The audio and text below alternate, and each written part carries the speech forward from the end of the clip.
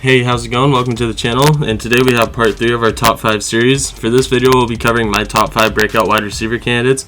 And just a quick side note, this is not the top 5 wide receivers in the NFL, but rather the top wide receivers looking to rebound or have a breakout season. And all of these videos will be limited to one rookie per list. That being said, let's get right into today's video. So my first receiver on today's list is Terry McLaurin, and Terry McLaurin is my favorite receiver on this list as well, and one of my favorite receivers in general. And he played his college football at Ohio State, where throughout 4 seasons he put up a mere 1,250 receiving yards. He did put up 19 touchdowns, which is pretty impressive for never being a full-time starter. And recently, Terry McLaurin has been gaining a little attention, but not much. And as a third-round pick in the 2019 NFL Draft, McLaurin put up 58 catches for 900 yards and 7 touchdowns. But most people outside of the NFC East don't even know who he is yet, which is a little surprising to me. But with a great second season, I could see Terry McLaurin being one of the top young receivers in the NFL. Terry McLaurin was one of the only bright spots on a very bad Redskins team last year, with fellow rookie Dwayne Haskins and Terry McLaurin both going into their second seasons with a new head coach. Look out for Scary Terry, as he's called. If McLaurin has a great season, he'll gain a bunch of traction and prove to be a very good young receiver in this league.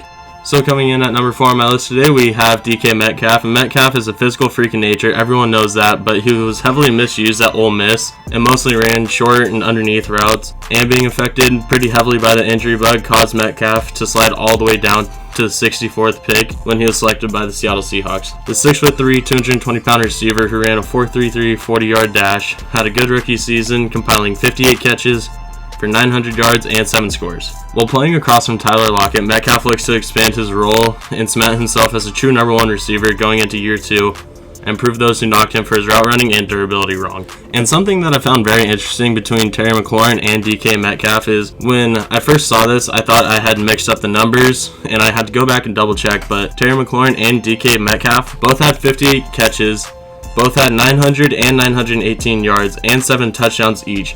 But DK Metcalf gets so much hype surrounding him, while Terry McLaurin is still very overlooked. But one of the main reasons for that is because of the physical nature that DK Metcalf plays with and how big and tall and strong he is. But nonetheless, I thought that was still pretty interesting that they both had the same amount of catches, same amount of yards, and same amount of touchdowns, and hardly anyone knows who Terry McLaurin is. So the third receiver I have on this list is Hunter Renfrow, and Hunter Renfrow was a bright spot on a very bad Raiders receiving corps, and nobody expected him to break out, especially if you look at what he did in college. From a statistical standpoint, you wouldn't think that a 5th round pick would be as productive as Renfrow was, being the 149th pick in the draft. And in 2019, with free agent addition Tyrell Williams and Antonio Brown, but Antonio Brown obviously got cut. Everyone knows how that went. Tyrell Williams was injured for a lot of the season, and not having very many receiving options, Hunter Renfrow was thrusted into a huge role as a rookie and didn't disappoint either, reeling in 49 catches for 600 yards and 4 touchdowns across 13 games. Renfrow will never be the guy who's going to catch 100 balls and go over 1,000 yards too many times in his career. He might have them here and there, but he's a true slot receiver, and that's what he's always going to be. So he may not always put up huge numbers, but he's always going to have a ton of very key plays in important games. And with a ton of off-season additions at the wide receiver spot, the Raiders will look to have a more potent passing attack moving forward, which will help Hunter Renfrow, aka Third and Renfrow, or the Slot Machine, which is my favorite nickname for him, tremendously in the future.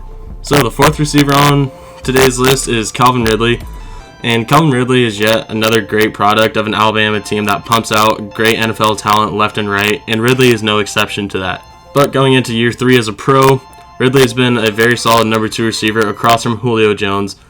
That being said, Ridley is still a very underrated receiver, especially in a league full of offensive threats. Ridley needs to step up if the struggling Falcons want a shot at a playoff spot. Over the first 2 seasons of his career, Ridley has racked up over 127 catches, 1,600 yards, and 17 touchdowns.